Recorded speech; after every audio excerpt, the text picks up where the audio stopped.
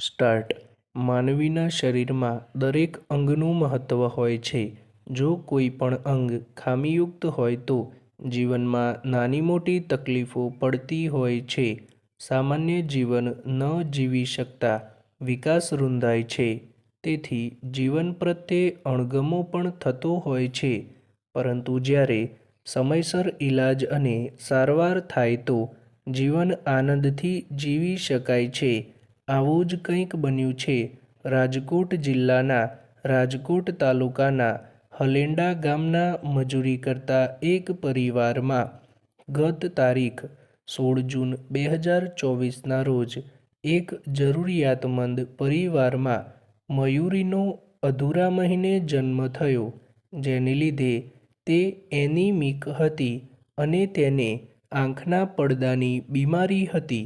આથી બાળકીને તેના માતા પિતાએ તર છોડી દીધી, જેને રમેશભાઈ મિયાત્રાએ દત્તક લીધી. બાળકીને માતાનું ધાવણ પણ ન મળતા તેનું વજન ખૂબ જ ટૂંકા સમયમાં વધુ પ્રમાણમાં ઘટવા લાગ્યું. પેરા. આ કપરી પરિસ્થિતિમાં RBSK રાષ્ટ્રીય બાળ સુરક્ષા કાર્યક્રમ ટીમ અને આરોગ્ય સ્ટાફ દ્વારા કાંગારૂ મધર કેર અને ફોર્મ્યુલા મિલ્કની સારવાર શરૂ કરાઈ. પરંતુ તેનાથી વજનમાં જોઈએ તેવો વધારો ન થયો. ઉપરાંત બાળકીનો વજન ઘટવા લાગ્યું. ત્યારબાદ તારીખ 26 જુલાઈ 2024ના રોજ RBSK ટીમે નિદાન કરતા બાળકીના એનિમિયાની તેના પાલક માતા પિતાને જાણ કરતા તેઓ સારવારના ખર્ચની ચિંતા કરવા લાગ્યા. પેરા. મયુરીના પરિવારમાં ચિંતાના વાદળો ઘેરાવા લાગ્યા. ત્યારે RBSK ટીમે સમજાવ્યું કે શાળા આરોગ્ય રાષ્ટ્રીય બાળ સ્વાસ્થ્ય કાર્યક્રમ અંતર્ગત આ પ્રકારની ખામીવાળા બાળકોની સારવાર વિનામૂલ્યે કરવામાં આવે છે, જેથી તમે કોઈ પણ જાતની ચિંતા કરશો નહીં.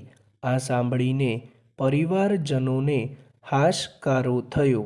તેમને ન્યુટ્રિશન રિહેબિલિટેશન કેન્દ્ર PDU પંડિત દીનદયાળ ઉપાધ્યાય હોસ્પિટલ રાજકોટ ખાતે રિફર કરવામાં આવી. પેરા. આ બાળકીની તકલીફોની સારવાર NRC અને SNCUના માર્ગદર્શન હેઠળ કરવામાં આવી.